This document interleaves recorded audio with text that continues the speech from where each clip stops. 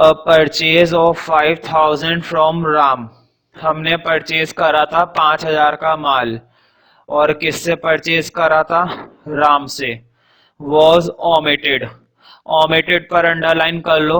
Omitted का मतलब होता है गायब हो जाना या मिट जाना। बताओ, जब हमने राम से कुछ माल खरीदा था तो तुम्हें मालूम ही है खरीदने की एंट्री तो ये बनती है, purchase account debit to Ram. ये बनेगी ना। जब हम किसी से माल खरीदते हैं तो खरीदने की एंट्री ये बनती है, परचेज डेबिट टू राम। और कितने का खरीदा था? 5000 का। लेकिन ये गलती से ओमिट हो गया है। देखो लिखा हुआ है was omitted to be entered in the purchase book. इसको हमने गलती से ओमिट कर दिया है, गायब हो गई ये एंट्री, मतलब वहां से हट चुकी है। अब अगर एक बार हट गई है तो दोबारा कर दो। यही तो करेंगे, कर देते हैं। तो कर दो इधर, परचेज अकाउंट डेबिट, नाम क्या था? टू राम। और कितने का खरीदा था? 5000 का। तो उस एंट्री को ओमिट कर दिया था हमने गलती से, अब हमने दोबारा कर दिया। ठीक है, नेक्स्ट देखते हैं सेकंड एंट्री।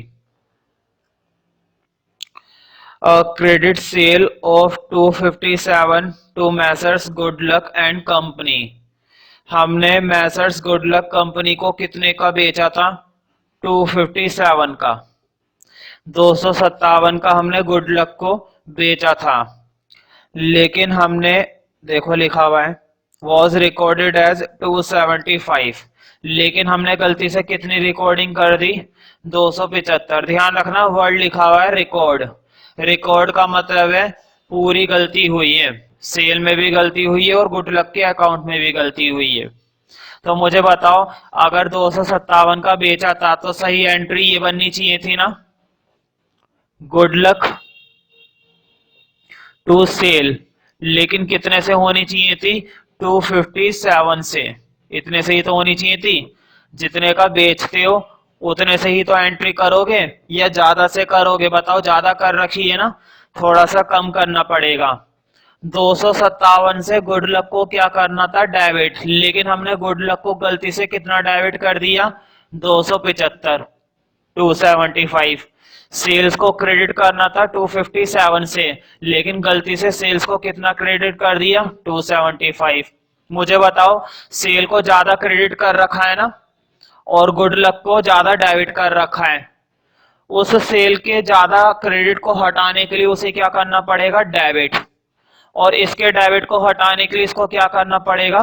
क्रेडिट। मुझे बताओ, सेल को हमने ज्यादा से क्रेडिट कर रखा था ना, उसको क्रेडिट करना था केवल 257 से, लेकिन सेल को क्रेडिट कर रखा है 275 से। थोड़ा सा क्रेडिट कम करना है और क्रेडिट कम करने का एक ही तरीका है, डेबिट। तो सेल को तो डेबिट करेंगे कितने से? जितने से ज्यादा कर रखा है। तो हिसाब देख लेते कितना ज्यादा है ये, 18। तो सेल को कर दो डेबिट 18 से, सेल्स अकाउंट डेबिट। और गुड लक को कर दो उतने से ही क्रेडिट। पूरा लिख देना तुम लोग, good luck, Messrs good luck and company.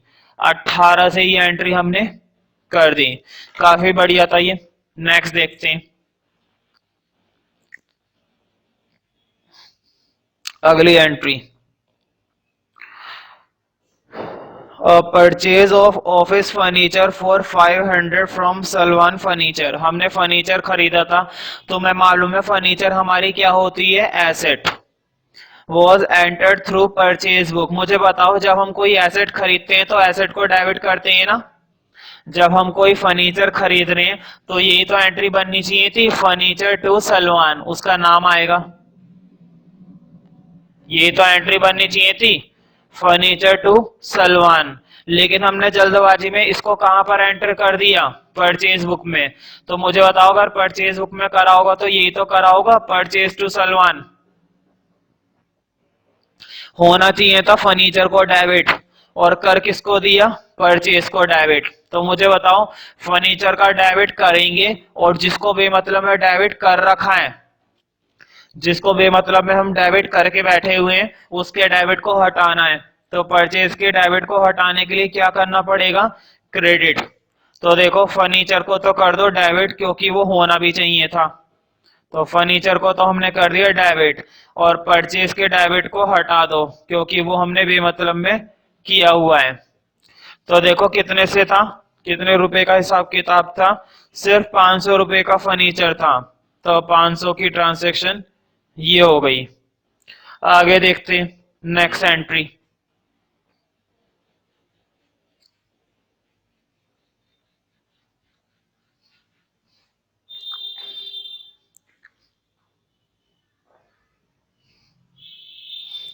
तो अगली एंट्री देखते हैं।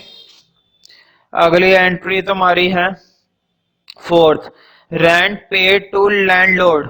मुझे बताओ जब हम किसी को रेंट पेड करते हैं तो रेंट हमारा क्या होता है, रेंट हमारा क्या होता है, एक्सपेंस, खर्चा, और सारे खर्चे क्या होते हैं, डेबिट। तो हम किसको डेबिट करने वाले थे, रेंट को, किसको डेबिट करने वाले थे, रेंट को। लेकिन देखो इसमें क्या लिखा हुआ है, was debited to personal account, लेकिन हमने गलती से उसके पर्सनल अकाउंट को डेबिट कर दिया। ध्यान रखना यहाँ पर पर्सनल अकाउंट का मतलब है लैंडलॉर्ड, गलती से हमने किसको डेबिट कर रखा है, लैंडलॉर्ड को। कई बार क्वेश्चन है ना पर्सनल बोल देता है, तो ध्यान रखना लैंडलॉर्ड को मान लेते हैं वहां पर, मतलब जिसको हम पेड करते हैं वो है पर्सनल। तो मुझे बताओ लैंडलॉर्ड को डेबिट होना चाहिए था या रेंट को डेबिट होना चाहिए था, रेंट को डेबिट करना था ना, और लैंडलॉर्ड को बेमतलब में डेबिट कर रखा है, तो लैंडलॉर्ड के डेबिट को हटाएंगे और रेंट का डेबिट होना चाहिए था उसका लगाएंगे। तो रेंट को कर दो डेबिट, जो कि अभी तक हमने नहीं करा था, और जो लैंडलॉर्ड को बेमतलब में कर रखा है उसको हटाने के लिए क्या करेंगे, क्रेडिट। हाँ कितने रुपए का रेंट था, रेंट था सिर्फ 500 रुपए का, तो 500 रुपए का रेंट हमने सही कर दिया। और debit balance of 2000 on the personal account of mister John.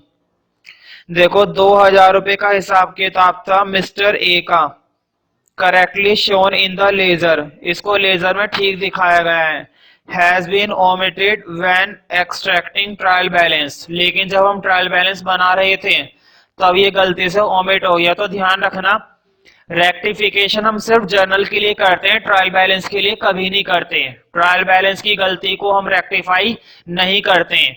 तो इस वाले में लिख देना नो रिक्वायर्ड एंट्री, कोई एंट्री नहीं है यहाँ पर, नो रिक्वायर्ड एंट्री, इसके लिए हम कोई एंट्री नहीं करते, हम केवल उन्हीं गलतियों को ठीक करते हैं जो जर्नल में हुई होती है, ट्रायल बैलेंस की मिस्टेक्स को हम करेक्ट नहीं करते हैं।